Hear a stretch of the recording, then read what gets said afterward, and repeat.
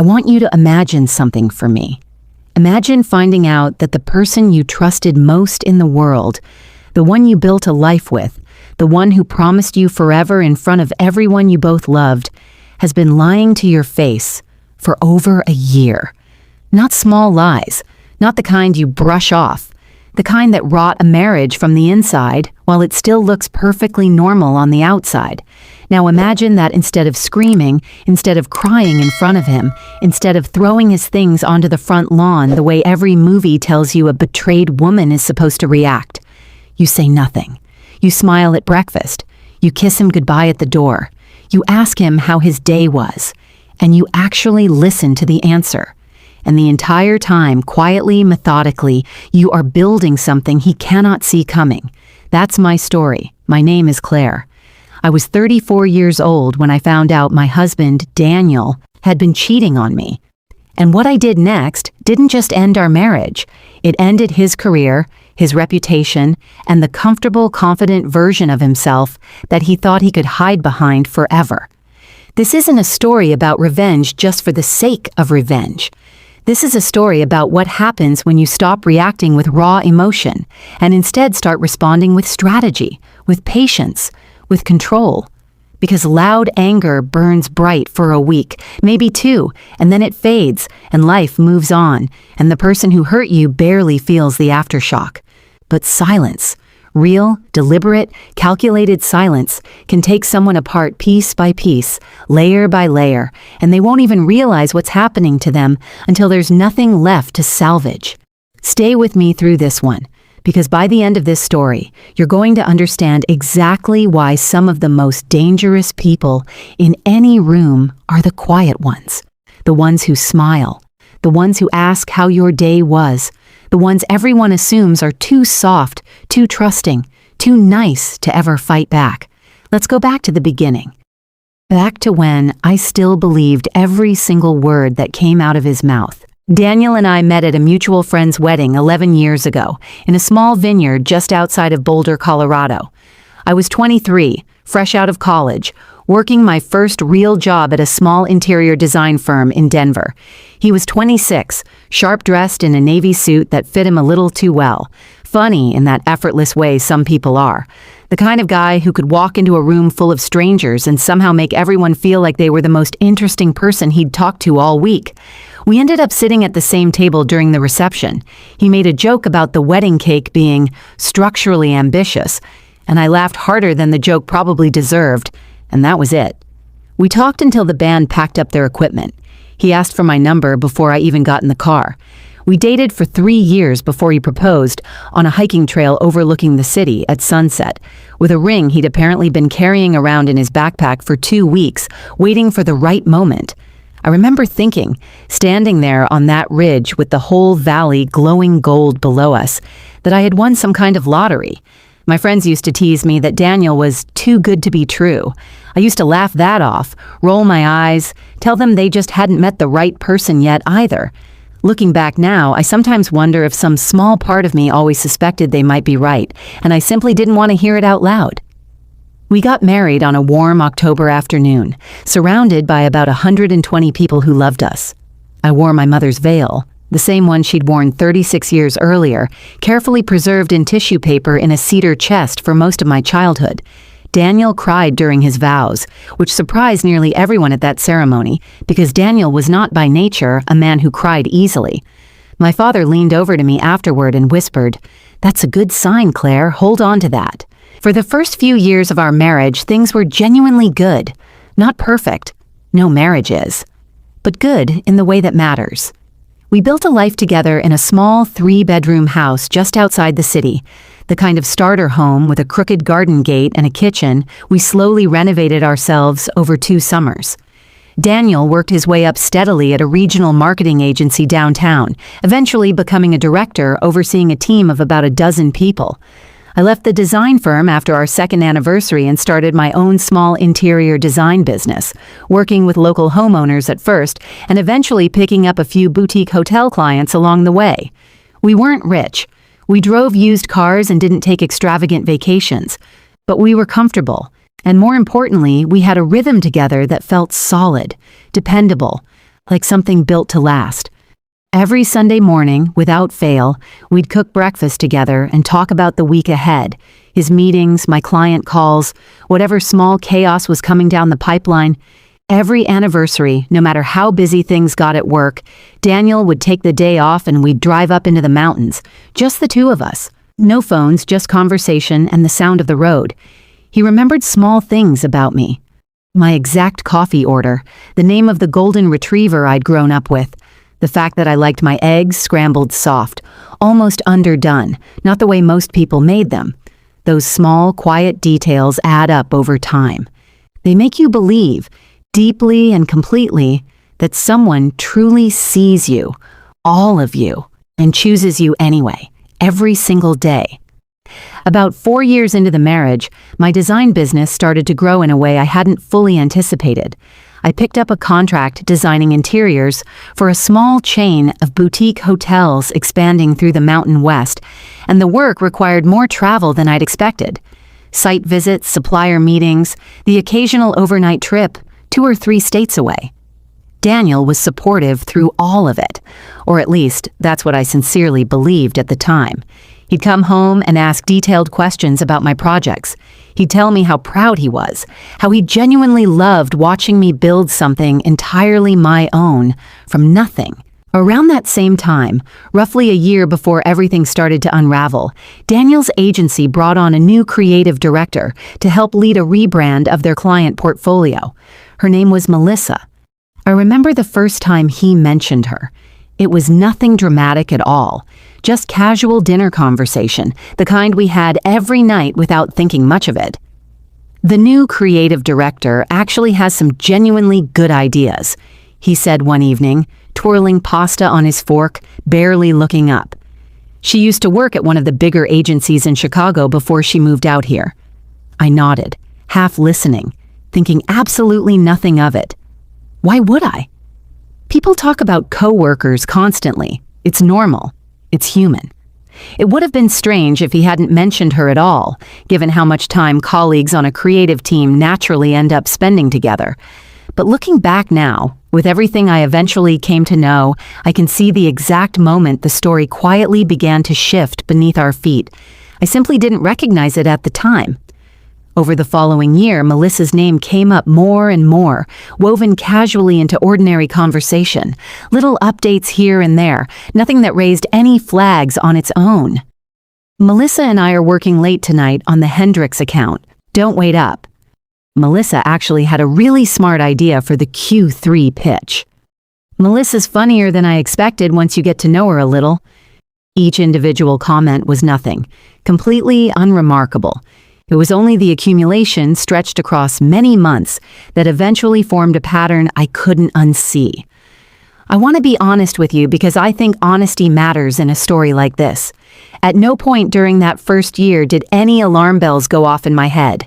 Daniel had always had female friends and female coworkers throughout the entire time I'd known him, and he had genuinely never once given me a concrete reason not to trust him. I trusted him the way you trust gravity, without thinking about it, without questioning it, simply because it had always been there, holding everything steady. It wasn't until roughly a year and a half after Melissa joined the agency that something in me, some quiet, instinctual part of me that I hadn't consciously listened to in years, started to notice that things were, subtly but unmistakably, different. The shift, when I look back on it now, happened slowly and then all at once.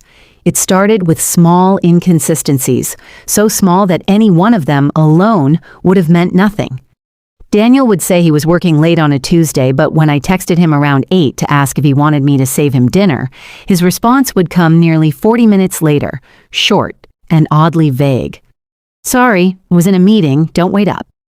A meeting at 8 o'clock at night on a Tuesday. At a mid-sized regional marketing agency. I wanted to believe it. I genuinely, desperately wanted to believe it, because the alternative felt too enormous to look directly at. He started keeping his phone face down on the kitchen counter, something he had never once done in 8 years of marriage. If I mentioned it, even casually, he'd shrug and say something about a new habit, something about not wanting notifications to distract him during dinner. It sounded reasonable enough on its own. He started taking phone calls out in the garage with the door shut, even in the middle of winter when the garage was freezing cold. When I asked who he'd been talking to, he'd say, "Work stuff, just needed quiet," and change the subject within seconds. He started working later overall, but coming home in a strangely good mood, humming under his breath while he hung up his coat, instead of the heavy, exhausted slump I had grown used to seeing after a genuinely long day at the office. There's a specific kind of tired that comes from work you don't enjoy, and there's a completely different kind of energy that comes from somewhere else entirely. I didn't have the language for the difference at the time. I just felt it, somewhere underneath my ribs, every time he walked through that front door. And then, one night in early spring, when his phone buzzed on the nightstand while he was in the shower, I saw a notification flash silently across the dark screen. Just a name, Melissa, nothing else. No message preview, no visible content. Just her name glowing there in the dark room for 2, maybe 3 seconds, before the screen went black again. I told myself it was nothing. I told myself I was being paranoid, that 8 years of marriage had simply made me insecure for no good reason at all. I told myself every single thing that women and men and anyone in a long relationship tell themselves when their gut is screaming at them in the middle of the night and their heart is quietly begging them not to listen. But you can only ignore your own instincts for so long before the small evidence starts stacking up too high to comfortably look away from anymore.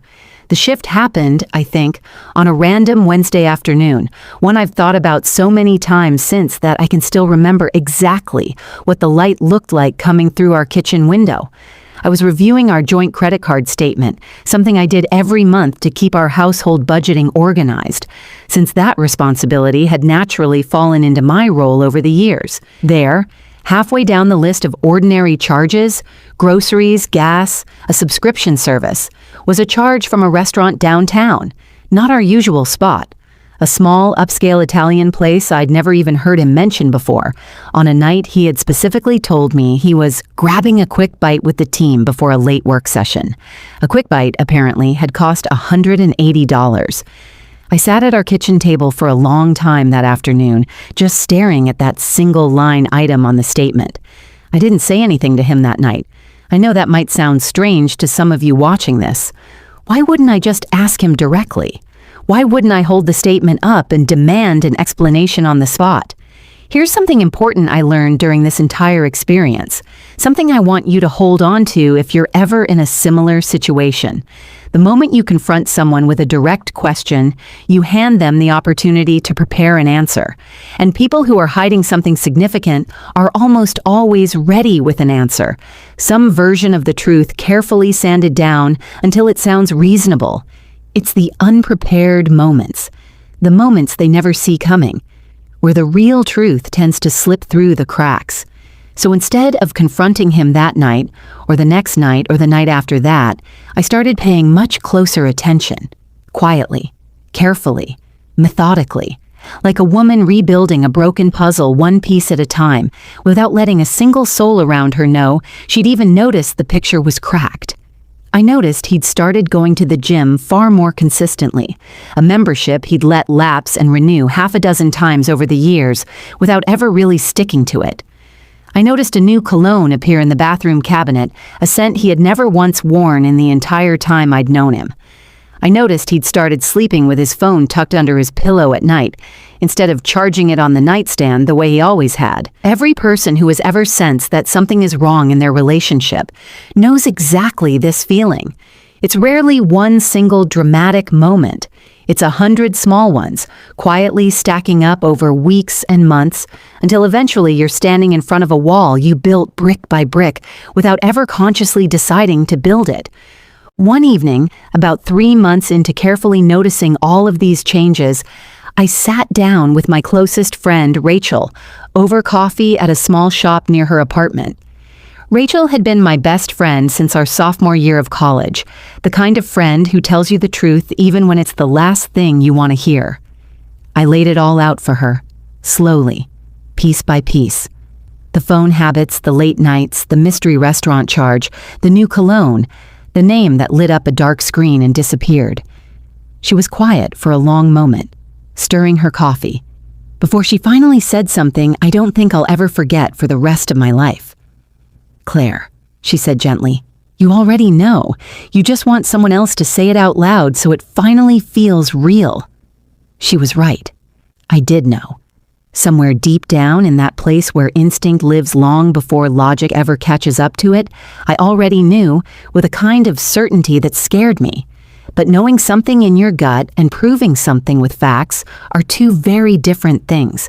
And I wasn't willing to blow up my entire marriage, our home, our shared finances, my growing business, everything I had spent nearly a decade of my life building, based purely on a feeling, no matter how strong that feeling was. I needed proof, real, undeniable, unshakable proof.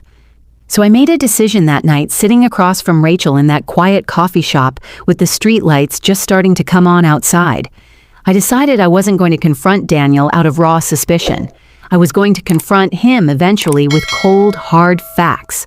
And until that moment arrived, on my terms, he was never, under any circumstances, going to know that I knew anything was wrong at all. I went home that night and kissed him hello at the door, exactly like I always did. I asked about his day. I laughed at his jokes over dinner, the same way I had 1,000 times before.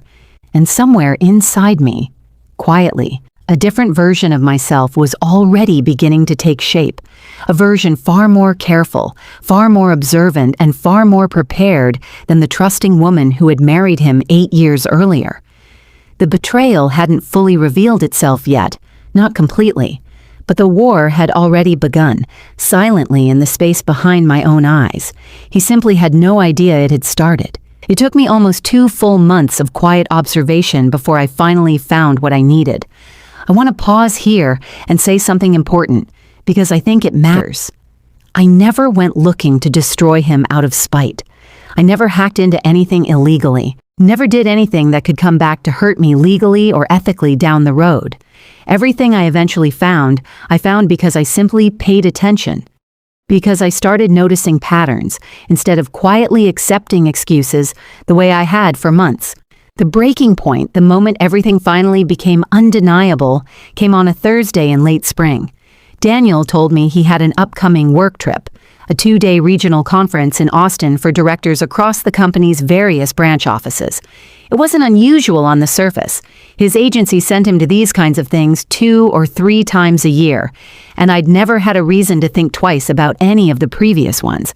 I helped him pack his bag like I always did, folding his shirts the way he preferred, tucking his charger into the side pocket where it always went.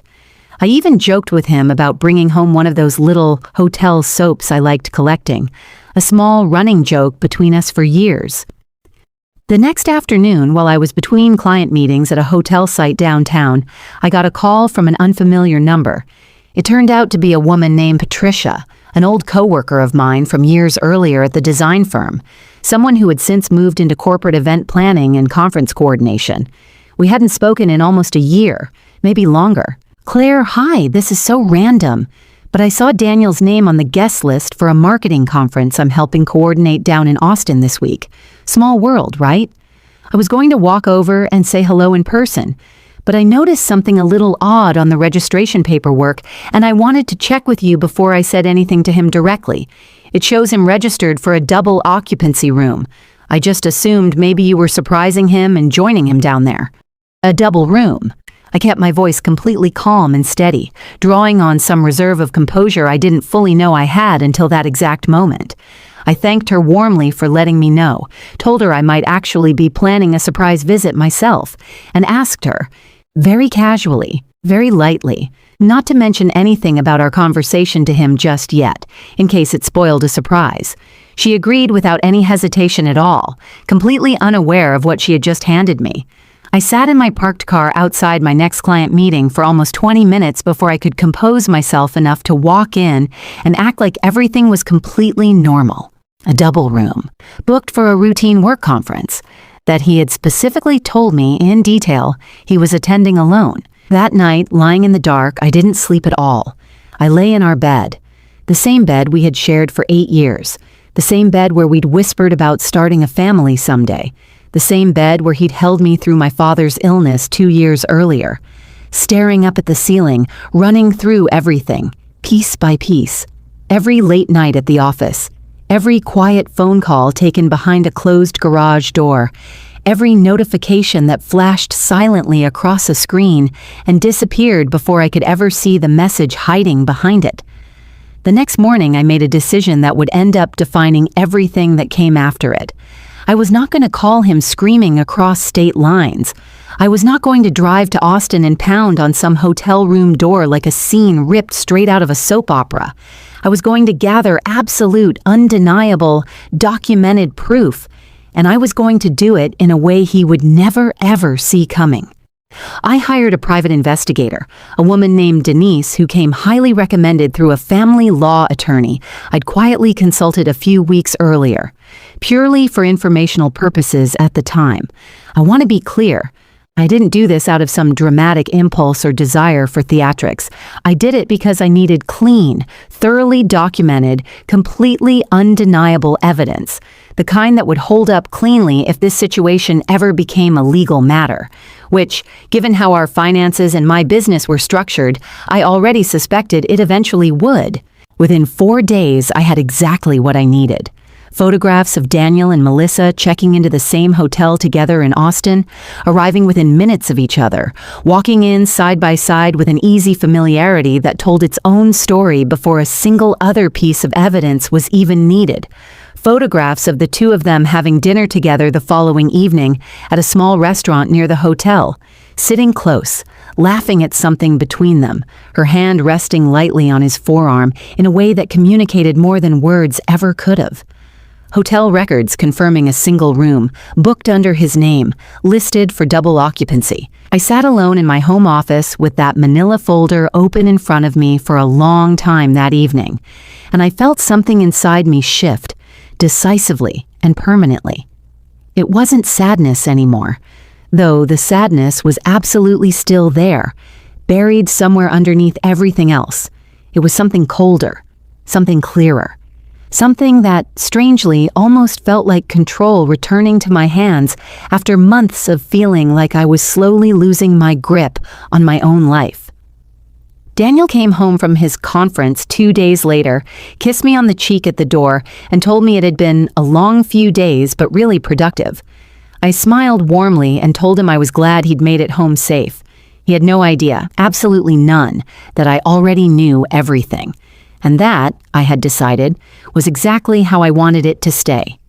For now. I want to explain something to you about the weeks that followed, because I think this is the part of the story that surprises people the most, and it's also the part I've thought about the longest since it all happened. I didn't confront him. I know how that sounds. I know some of you watching this are probably shaking your heads right now, wondering how any woman could possibly sit across the dinner table from a man who had betrayed her trust in the deepest possible way and simply continue on as if nothing had happened. But I need you to understand something important. The moment I confronted him directly, the story would essentially be over on his terms, not mine. He would apologize, or he would deny it, or he would beg for forgiveness, or maybe he would leave entirely. And either way, the power in that specific moment would still, somehow, belong mostly to him. He would get to control the narrative that followed. He would get to decide, at least partially, how this entire chapter of both our lives eventually played out. I didn't want that. I wanted to control the ending myself, completely, on my own terms. So instead, I did something that took every single ounce of discipline I had ever developed in my entire life. I kept living our normal, everyday life on the surface, while underneath, quietly, methodically, I began rebuilding my entire foundation, brick by brick, without him knowing a single thing about what was happening around him. The first thing I did was formally consult a family law attorney, a sharp, no-nonsense woman named Christine, who came recommended by a client of mine. I want to be clear. I wasn't there to file anything just yet. I simply needed to understand exactly where I legally stood, given how our finances and my growing business had been structured over the years. It turned out that because my design company generated significant independent income, and because several joint investments were tied to both our names in complicated ways, there were specific things I needed to carefully and legally protect before any divorce filing became public knowledge. Christine was direct with me from our very first meeting. Whoever moves first and moves smart typically holds a significant advantage in situations like this. So I moved smart, quietly, deliberately. Over the following 6 weeks, without Daniel suspecting a single thing, I opened an individual bank account entirely in my own name and began carefully redirecting a growing portion of my business income into it, completely within legal bounds, simply separating out what was rightfully and clearly mine to begin with. Gathered thorough copies of every relevant financial document I could find. Every joint account statement, every investment record, every piece of paperwork tied to our house, our vehicles, and my business, organizing them methodically into a single, secure folder. Documented with specific dates, times, and supporting details every piece of evidence Denise had provided, organizing it carefully into something that could stand up cleanly and professionally in a legal setting, if it ever needed to. Quietly began scouting new commercial office space for my design business, since a large portion of my client meetings had, up until that point, taken place out of a shared home office in our house, an arrangement that clearly wasn't sustainable for very much longer, regardless of how our marriage ultimately ended up. Reached out carefully and privately to 2 of my most valuable hotel clients, both of whom I had strong personal working relationships with, simply to make sure my professional standing with them remained completely stable and independent of anything happening in my personal life. Every single one of these steps I took while still coming home every single evening to a man who genuinely believed his secret was completely safe. I made his favorite dinner on a quiet Sunday afternoon. I asked about his week over coffee. I let him believe, entirely and completely, that our life together was exactly the way it had always been, unchanged and steady. There is a particular kind of strength that doesn't look like strength from the outside looking in. It looks like calm. It looks like patience. It looks, frankly, like weakness to anyone who doesn't understand what's really happening underneath the surface. But underneath it, it is some of the hardest emotional work a person can possibly do.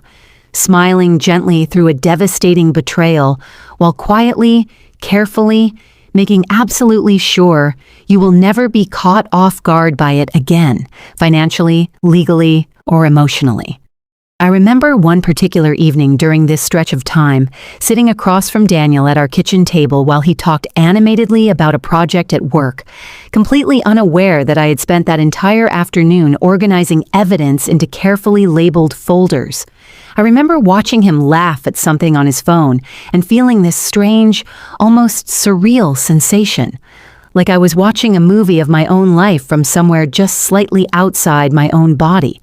I remember thinking very clearly that I no longer recognized the version of myself sitting there, and strangely, that didn't frighten me the way I might have expected it to. It steadied me.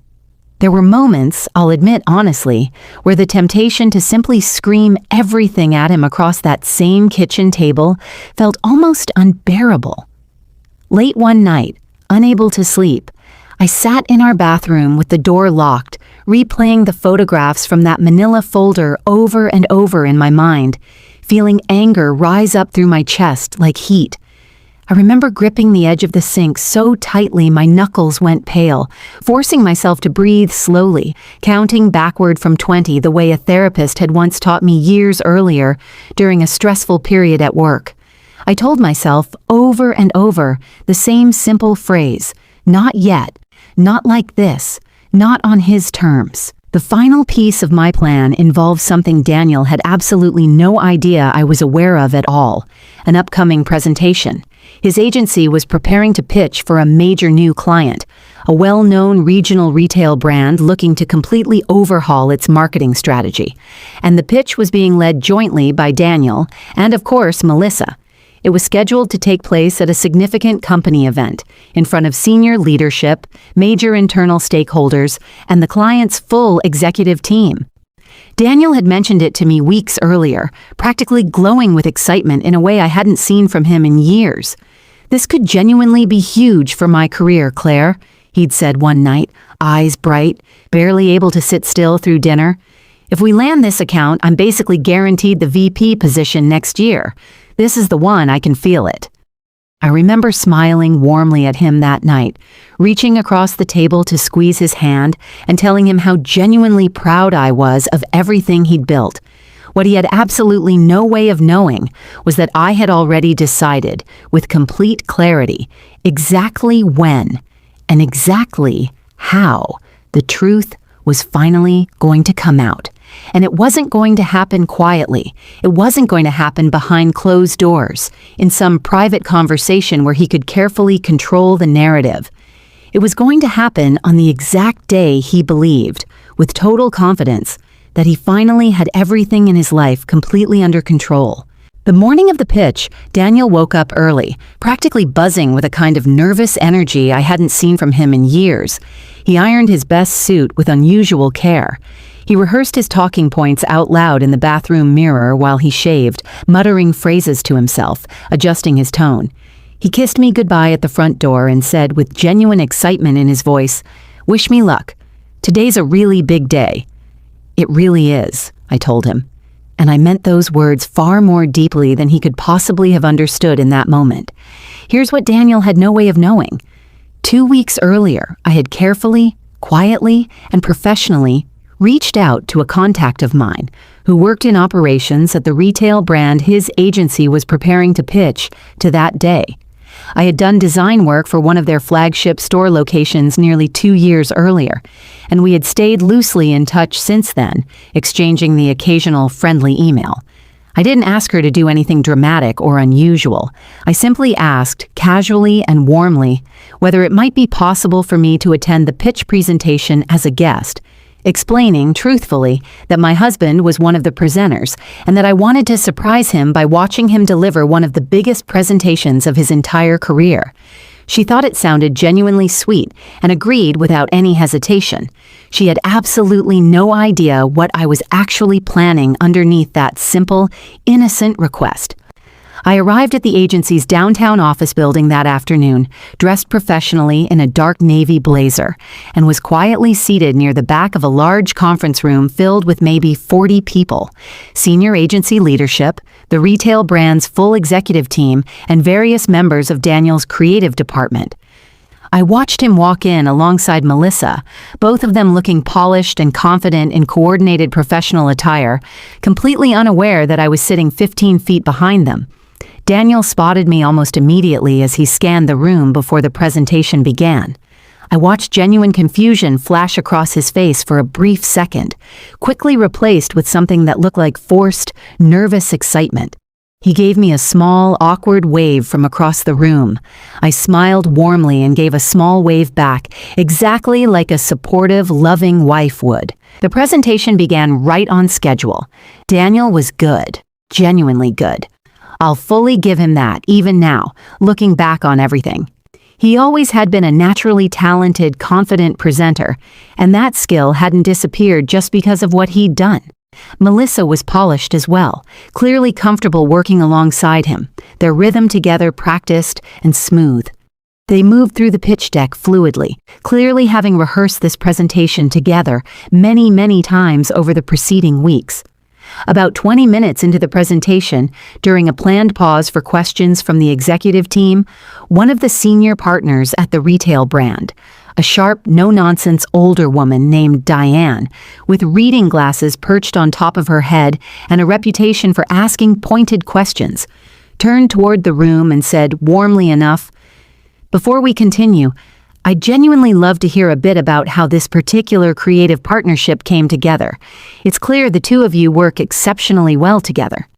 It was an entirely innocent question, a completely normal, professional icebreaker, the kind asked in 100 meetings, just like this one, every single day across the country. I raised my hand.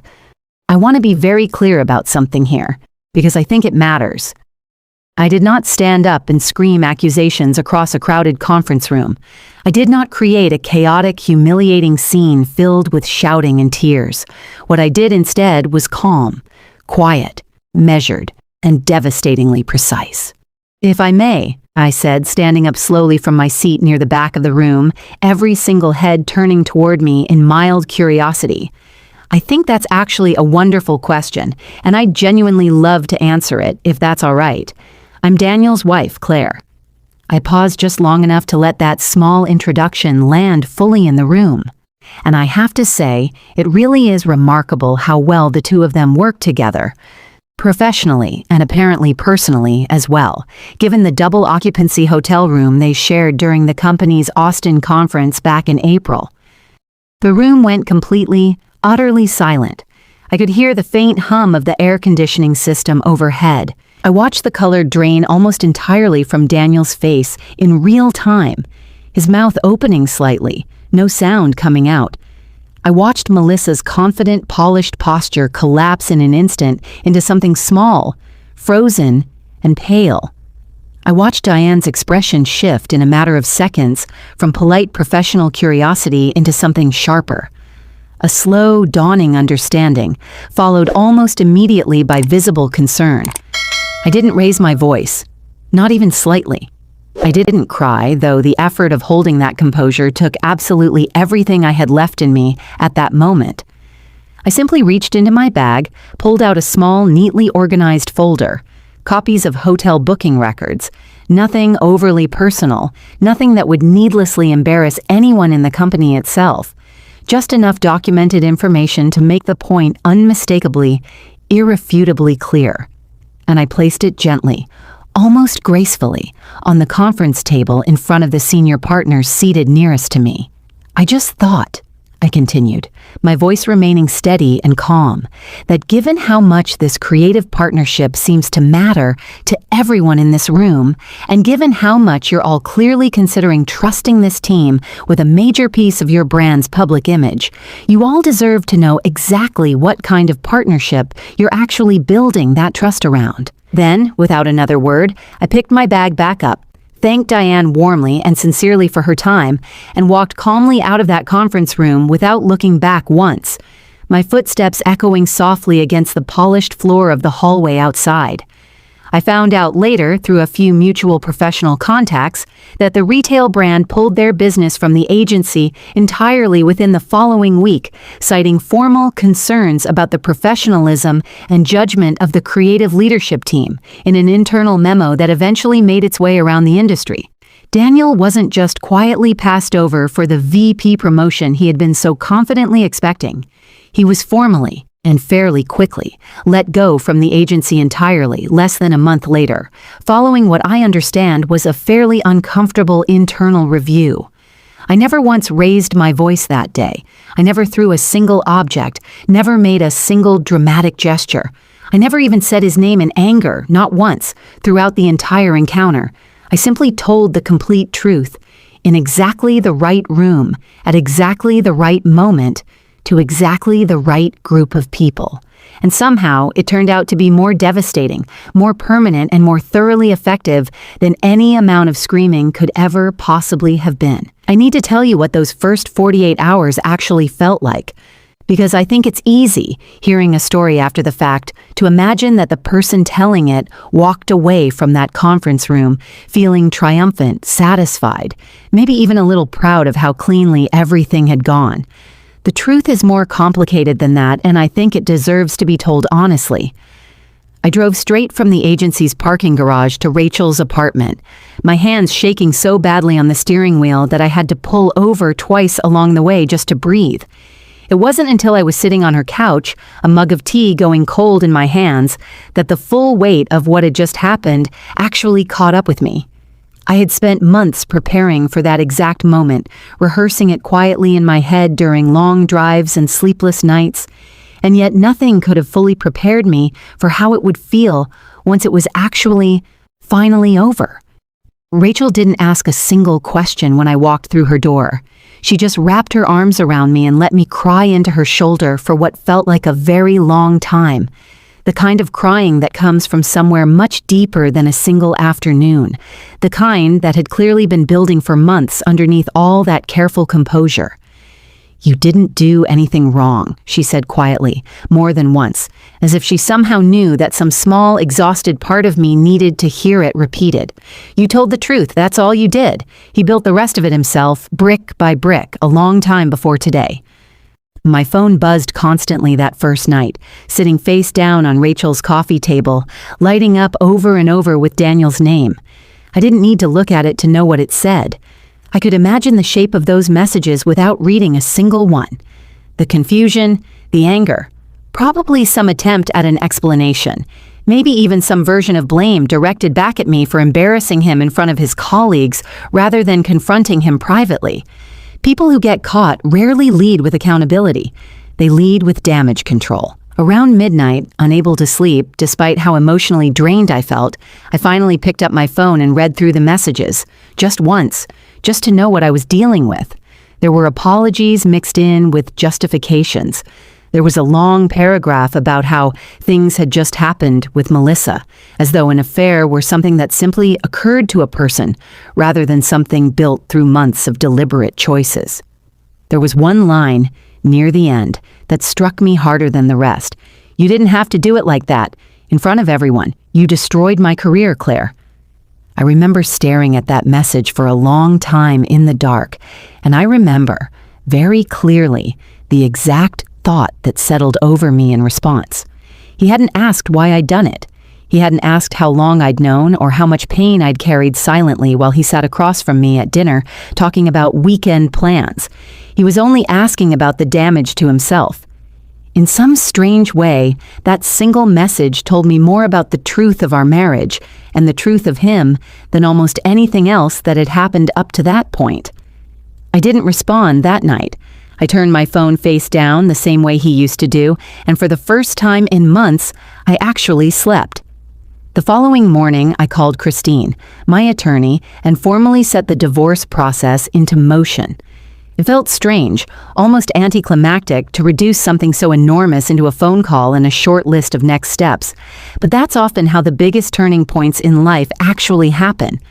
Not with fireworks, but with a calm voice on the other end of a phone, calmly outlining paperwork and timelines.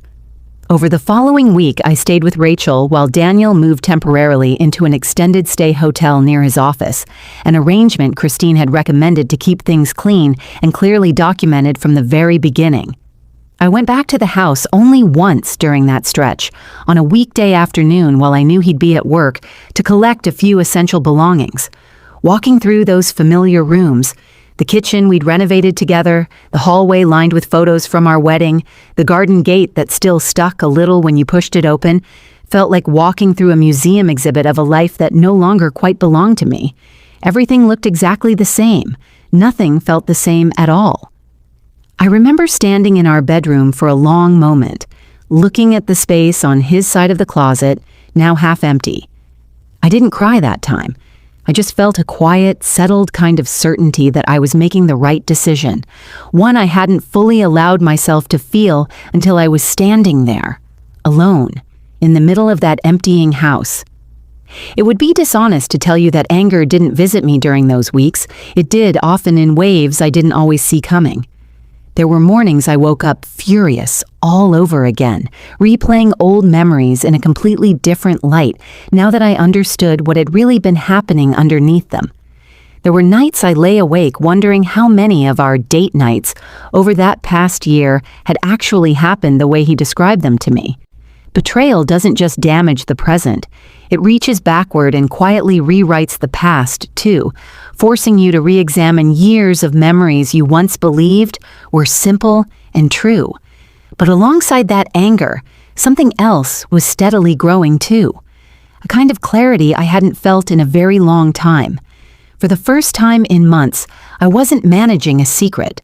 I wasn't performing normalcy at the dinner table while carrying a folder of evidence in a locked drawer upstairs.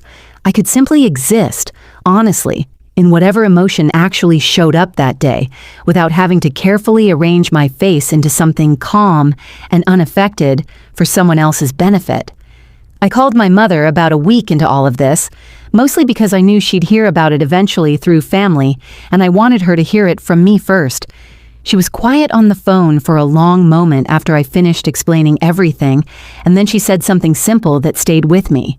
Your grandmother used to say that a calm woman is the most dangerous woman in any room because nobody sees her coming until it's already done. I always thought that was a strange thing to say. I don't think it's strange anymore. Daniel came home that evening to a completely empty house. I had already arranged weeks earlier to stay temporarily with Rachel for a few days once everything finally came to a head. My bags were already packed and waiting quietly in the trunk of my car before I had even walked into that conference room earlier that afternoon. I wasn't running away from him, not really. I was simply refusing to be present for the version of this conversation where he tried to explain himself, apologize, or beg for a second chance, because I already knew, with complete and total certainty, exactly what I wanted moving forward, and no amount of pleading on his part was ever going to change my mind at that point. He called me over 40 times that first night according to my phone's call log the next morning. I didn't answer a single one of those calls. The following day, I sent him one short, calm, deliberately measured text message. You'll be hearing from my attorney soon. Please don't try to contact me directly moving forward. The formal divorce process that followed took a little over 7 months from start to finish. Because I had spent those quiet, difficult weeks beforehand carefully organizing our shared finances, documenting our joint assets thoroughly, and legally protecting the parts of my business that were rightfully mine from the beginning, the entire process moved forward more smoothly and efficiently than it might have otherwise. Daniel, to his credit, didn't fight the terms particularly hard. I think, deep down, somewhere underneath the shock and the humiliation, he understood there wasn't a great deal left to fight for at that point. His professional reputation within the local marketing industry had taken a serious, lasting hit. Word travels remarkably fast in a mid-sized city's professional circles, and the story of that pitch meeting had quietly, steadily made its way around more industry circles than he probably would have preferred. Melissa left the agency shortly after Daniel did, within a few weeks of the fallout. I heard secondhand, through mutual acquaintances, that whatever relationship existed between them didn't survive much longer either, once the initial excitement and secrecy surrounding it had completely evaporated. I suppose in hindsight, that isn't particularly surprising to me. Relationships built entirely on betrayal and secrecy rarely have a strong enough foundation underneath them to stand once the thrill of hiding something disappears completely. As for me, I kept the house. The same small house with the crooked garden gate we had slowly renovated together over 2 summers early in our marriage. I kept my design business as well, which continued growing steadily and consistently over the following year, expanding in ways that genuinely surprised even me. I moved my home office into the new commercial space I had quietly scouted months earlier, back during those careful weeks of preparation, and within about a year, I had hired my first 2 full-time employees to help manage the growing client workload. The hotel clients I had quietly reassured during those uncertain early weeks stayed completely loyal throughout the entire process, and one of them, remarkably, ended up referring me to a much larger regional project that eventually became one of the biggest and most rewarding contracts of my entire career. There was something deeply satisfying about watching my professional life not just survive the collapse of my marriage, but genuinely thrive in its aftermath, almost as if all that quiet energy I had poured into protecting myself had simply redirected itself into building something even stronger.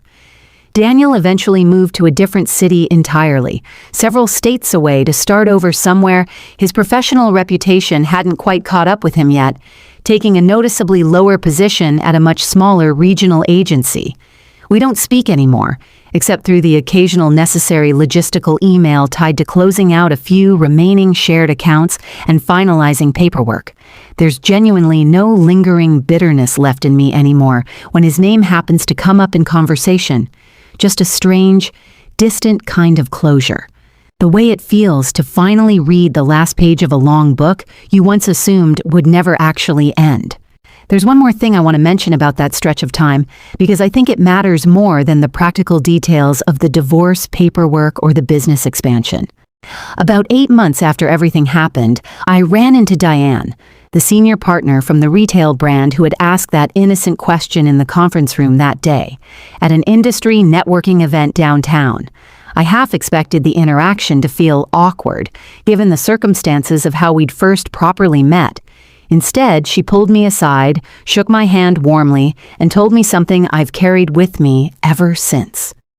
"I've sat through hundreds of pitch meetings in my career," she said, "and I've seen plenty of scandals play out in boardrooms over the years. But I have never once seen someone handle a moment like that with as much composure as you did. Most people would have made it about themselves. You made it about the truth. That's rare." I thanked her, genuinely moved, and we ended up talking for almost 20 minutes about the design industry, about her own career, about nothing related to Daniel or Melissa at all.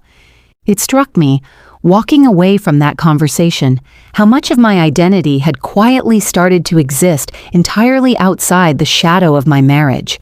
For years, without fully realizing it, so much of how I moved through professional spaces had been tied, at least a little, to being Daniel's wife. Standing there talking with Diane, I was simply Claire, a designer, a business owner, a woman who had handled an impossible situation with more grace than she ever thought she had in her.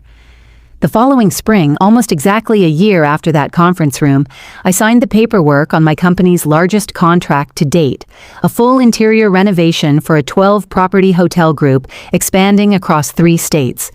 I remember sitting alone in my new office that evening after everyone else had gone home, looking out over the small commercial parking lot below and feeling something settle inside me that I hadn't felt in a very long time.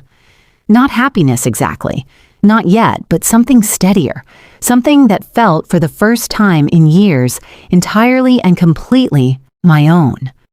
Rachel asked me, about a year after everything had finally settled into its new normal, whether I regretted handling things the way I did, whether some part of me secretly wished I had confronted him privately instead, screamed at him across the kitchen table, thrown him out of the house immediately, made the entire situation loud and messy and dramatic, the way most people probably expect a betrayed spouse to react. I told her no, without any hesitation at all. Not because I don't fully understand that particular kind of anger. I felt every single bit of it myself, believe me, more intensely than I can adequately put into words even now. But because loud anger tends to burn fast and fade quickly, leaving very little permanent behind it, what I built instead, slowly and deliberately, was something quieter. And it lasted. It didn't just end a marriage that had already quietly ended long before that conference room. It rebuilt an entire life, on my own terms, with my own 2 hands, without ever giving him the satisfaction of watching me fall apart in front of him. I've thought a great deal in the time since all of this happened about why this particular story tends to resonate so strongly with the people who hear it. And I think ultimately it's because so many of us have been quietly taught, in one way or another, that strength has to be loud in order to count, that justice has to be dramatic, immediate, and visible in order to feel real, that the person who screams the loudest, who makes the biggest scene, who burns everything down in one explosive, unforgettable moment, is somehow the one who wins in situations exactly like this one. But real strength, I've come to genuinely believe, often looks completely different from that in practice. It looks like patience. It looks like discipline.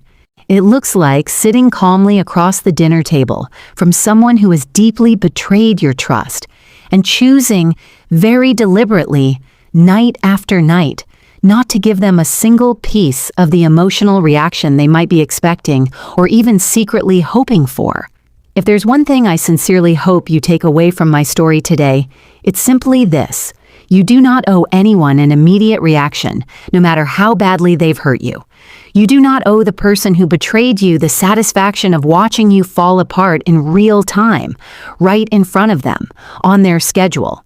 Sometimes the single most powerful thing you can possibly do in the middle of devastating pain is stay outwardly calm, quietly gather everything you need, carefully protect what genuinely belongs to you, and choose your own moment to respond, instead of reacting impulsively inside theirs.